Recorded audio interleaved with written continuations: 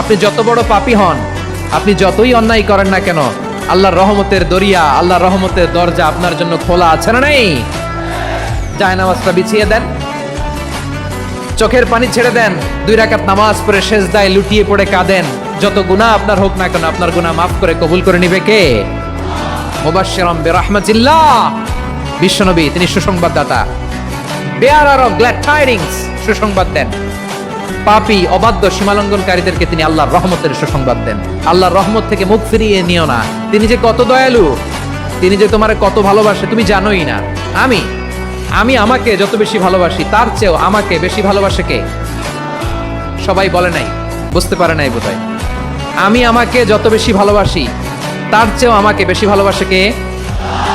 আমার মাতা পিতা আমাকে যত ভালোবাসে তার চেয়েও আমাকে বেশি ভালোবাসে কে? আমার প্রিয়তমা স্ত্রী আমাকে যত বেশি ভালোবাসে তার চেয়ে আমাকে বেশি ভালোবাসে কে? মুবাশশিরাম বিরাহমাতিল্লাহ, তিনি আল্লাহর রহমতের সুসংবাদ দেন। আল্লাহর রহমতের শেষ নাই, আল্লাহর ভালোবাসার শেষ নাই। ও মুবাশশিরাম বিল জান্নাহ, তিনি জান্নাতের সুসংবাদ দেন। এই উম্মতের মধ্য থেকে যারা আল্লাহওয়ালা, যারা প্র্যাকটিসিং, যারা ইমানদার, তাদেরকে বিশ্বনবী জান্নাতের সুসংবাদ দেন। আওয়াজ করে পড়েন সুবহানাল্লাহ। এজন্য রব্বুল আলামিন বিশ্বনবীর পরিচয় অন্য আয়াতে এভাবে তুলে ধরেন, ওয়ামা আরসালনাকা ইল্লা কাফাতান লিন-নাসি বাশীরাও ওয়া নাযীরা।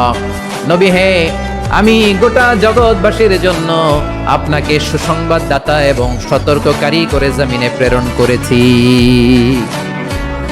মুবাশশিরাম বিল জান্নাহ, তিনি জান্নাতের সুসংবাদ দেন, তিনি আশা জাগান। নবীর কথা শুনলে মানুষ বুকে আশা ফিরে পায়। আমার নবী কাউকে হতাশ করেন না। হতাশা বিশ্বনবীর ডিকশনারিতে নাই। তিনি মানুষকে আশাবাদী করে তোলেন।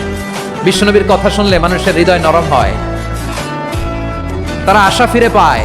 বিশ্বনবীর মুখ নিঃসৃত পবিত্র প্রতিটি কথাই আশা জাগানিয়া। সুবহানাল্লাহ পড়েন। আপনি প্রিয় নবীর মুখ নিঃসৃত বাণীগুলো পড়েন, কথামালাগুলো শোনেন, দেখবেন আশা পাবেন, বুকে আশা পাবেন, ভালোবাসা পাবেন। কারণ তিনি এমন সত্তা, এমন পার্সোনালিটি, তার কথা শুনলে হৃদয় নরম হয়ে যায়। মনে হয় হৃদয় খুলে তারে দিয়ে দেই, সব কথা যেন তারে বলা যায়। আওয়াজ করে বলেন ঠিক কিনা?